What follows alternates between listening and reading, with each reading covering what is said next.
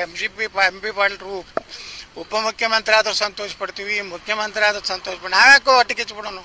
ನಮ್ಮ ಜಿಲ್ಲೆದವ್ರು ಒಬ್ಬರು ಪ್ರತಿನಿಧಿ ಆದ್ರೆ ನಮ್ಗೆ ಖುಷಿ ಅಲ್ಲ, ನಮ್ಗೆ ಇನ್ನಷ್ಟು ಅಭಿವೃದ್ಧಿ ಕೆಲಸ ಆಗ್ತಾವೆ. ಈಗ 2 ಸ್ಥಾನ ಅದಾವ ಸರ್ ನಮ್ಮ ಜಿಲ್ಲೆ, 2 ಉಳಿತಾವ, ಒಂದೇ ಬರುತ್ತೆ. ಅದು ಗೊತ್ತಿಲ್ಲರಪ್ಪ, ಅದು ಕಾಂಗ್ರೆಸ್ನವ್ರು ಗೊತ್ತಾ, ನನಗೇನು ಗೊತ್ತಾ?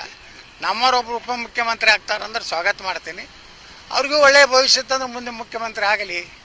ಯಾರು ನಾವೇನು ಹೊಟ್ಟೆ ಕಿಚ್ಬಿಡುವಂಥ ವ್ಯಕ್ತಿ ಅಲ್ಲ. ನಾವು ಸಿದ್ದರಾಮಯ್ಯನವ್ರ ಬಗ್ಗೆ ಒಂದು ಸಮುದಾಯದಲ್ಲಿ ಪ್ರೀತಿ ಈಗ ಒಂದು ಇವತ್ತಾದರೂ ಆ ಸಮುದಾಯದಲ್ಲಿ ಸಿದ್ದರಾಮಯ್ಯನವರೇ ಯಾವುದೇ ರೀತಿಯ ಇದು ಇರಲಾರ್ದು, ವಿರೋಧ ಇರಲಾರ್ದಂಥ ನಾಯಕರು ಯಾರಪ್ಪ ಅಂದರೆ ಸಿದ್ದರಾಮಯ್ಯ. ಸಹಜವಾಗಿ ಆ ಸಮುದಾಯಕ್ಕೆ ನೋವಾಗೋದು ಸಹಜ, ಆಲಮತ ಸಮಾಜಕ್ಕೆ ನೋವಾಗ್ತದೆ. ಅದರ ಸಿಟ್ಟನ್ನು 28ರಲ್ಲಿ ಸಮುದಾಯ ಈ ರಾಜ್ಯದಲ್ಲಿ ಡೆಫಿನೆಟ್ಲಿ ಅಷ್ಟೇ ಅಲ್ಲ, ಹಿಂದೂ ದಲಿತರು ಸಹಿತ ಈಗೇನು BJP ಏನು ಕಾಂಗ್ರೆಸ್ ಕ್ಷೇತ್ರ ಓಟುಗಳ ಬ್ಯಾಂಕ್ ಇತ್ತು, ಯಾವುದಾವುದೋ ಕಾರಣಗಳಿಂದ ಕಾಂಗ್ರೆಸ್ಗೆ ಹೋಗಿತ್ತು, ಅದೆಲ್ಲ ವಾಪಸ್ಸು ಕಾಂಗ್ರೆಸ್ ವಿರೋಧಿ ತಳ ಯಾವುದೋ ಸ್ಟ್ರಾಂಗ್ ಇರ್ತೈತೆ ಅವತ್ತು JCB ಸ್ಟ್ರಾಂಗ್ ಇರ್ತೈತೋ, BJP ಸ್ಟ್ರಾಂಗ್ ಇರ್ತೈತೋ ಈಗ ಹೇಳೋಕ್ಕಾಗೋದಿಲ್ಲ 2 ವರ್ಷದ ನಂತರ. ಆದರೆ ಅದ್ರ ವಿರೋಧಿ ಅಲ್ಲೇ ಇದ್ದೇ ಇರ್ತದೆ. ಅವ್ರಿಗೆ ಲಾಭ 100% ಆಗ್ತದೆ. ಆಲಮತದವ್ರಿಗೆ ಒಂದು ರೀತಿ ಅಪಮಾನ ಆಗಿದೆ.